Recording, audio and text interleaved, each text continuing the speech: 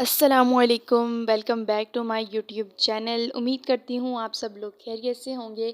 आज की जो हमारी रेसिपी है वो है चनों का पुलाव, जो बहुत ही आसानी से बन जाता है और ये बहुत ही मज़ेदार बनता है।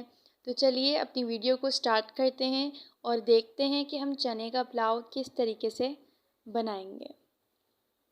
तो यहाँ पर सबसे पहले वो सारे हमारे इंग्रेडिएंट्स हैं जो हम रेसिपी में यूज़ करेंगे। तो यहाँ पर हमने टमाटर ले लिए हैं 3 से 4, 8 से 9 हरी मिर्चें, बॉइल्ड चने ले लिए हैं, एक कटा हुआ प्याज ले लिया है, आधा चम्मच लाल कुटी हुई मिर्च, 1 चम्मच पिसा हुआ धनिया, हस्बे ज़ायक़ा नमक, 1 चम्मच पुलाव मसाला, आधा चम्मच ज़ीरा, 1 किनोर चिकन क्यूब और यहाँ पर हमने गरम मसाला ले लिया है। सबसे पहले हमने कढ़ाई में ऑयल डाल लेना है। कढ़ाई में ऑयल डालने के बाद जो हमारे प्याज थे, हमने वो प्याज इधर डाल देने हैं। प्याज को डालने के बाद हम इसे फ्राई होने तक, यानी कि जब तक कि इसका कलर लाइट ब्राउन नहीं हो जाता, हम इसे पकने के लिए छोड़ देंगे और इसका कलर चेंज होने तक इसे पकाते रहेंगे। यहाँ पर हमारा जो प्याज है वो ब्राउन हो चुका है। उसके बाद हमने यहाँ पर 1 चम्मच अदरक लहसुन का पेस्ट ऐड कर दिया है। अदरक लहसुन का पेस्ट ऐड करने के बाद हम यहाँ पर गरम मसाला ऐड करेंगे।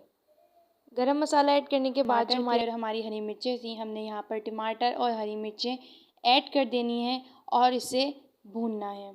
टमाटर और हरी मिर्चें यहाँ पर हमने ऐड करने के बाद हम उसे अच्छे तरीके से मिक्स करेंगे।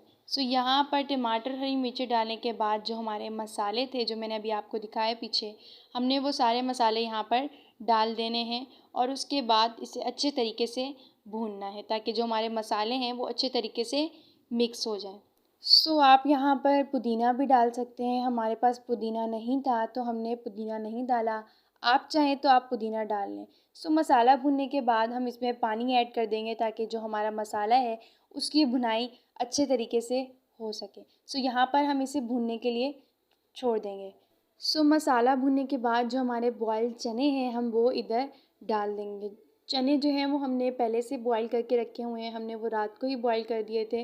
पानी में थोड़ा नमक डालकर हमने चने बॉईल करने के लिए रख दिए थे। यहाँ पर चने डालने के बाद हम इसे 1 से 2 मिनट तक पकने के लिए छोड़ देंगे।